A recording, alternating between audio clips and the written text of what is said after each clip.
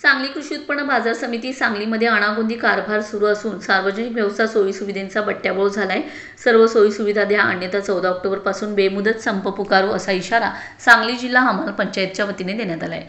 सांगली कृषी उत्पन्न बाजार समितीचे वसंत मार्केट यार्डमधील मुख्य रस्ते खड्डेमय झाले असून गेल्या 5 वर्षांमध्ये रस्त्याची डागडुजी केलेली नाही। सार्वजनिक शौचालयाची अवस्था दयनीय झाली असून त्याचा वापर सुद्धा करता येत नाही। त्याचबरोबर सार्वजनिक पिण्याच्या पाण्याची सोय नाही। हीच अवस्था विष्णू अण्णा फळ भाजी दुय्यम बाजार आवारातील आहे। तसेच सांगली कृषी उत्पन्न बाजार समिती सांगलीच्या सध्या अनागोंदी कारभार सुरू असून चेअरमन सचिव हे 2 संचालक इतर समिती सदस्यांना विश्वासात न घेता कारभार करीत आहेत।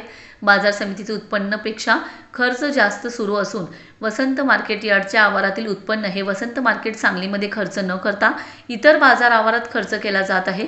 सध्या बाजार समितीच्या बँक ठेवी 6 कोटी असून जत कवठे महाकाळ बाजार समिती आवारात उत्पन्न नसताना तेथे सर्व निधी खर्च केला जाणार असून त्याचे टेंडर चेअरमन सचिव हे 2 संचालक यांनी कोणालाही विश्वासात न घेता मनमानी टेंडर काढून मंजूर केले। बाजार समितीच्या सध्याचे संचालक मंडळाने उत्पन्न वाढीसाठी कोणतेही प्रयत्न न केल्याने व स्वतःचे हित साधण्यासाठी व्यापारी बरोबर संधान बांधून उत्पन्न परस्पर खिशात घातले आहेत असा आरोप जनरल सेक्रेटरी विकास मगदूम आणि चेअरमन बाळासाहेब बंडकर यांनी केलाय।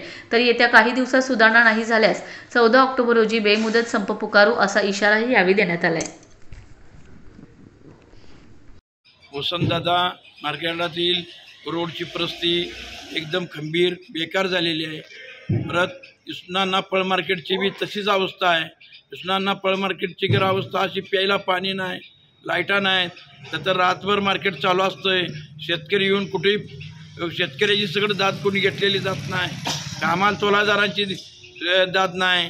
आणि आज ह्या गेटमधनं आलं, मग या सांगली मार्केट कमिटीच्या गेटमधनं दोन्ही गेटमधनं रोड बघा आणि सगळ्या पेठातलं सगळं फिरून रोड बघा।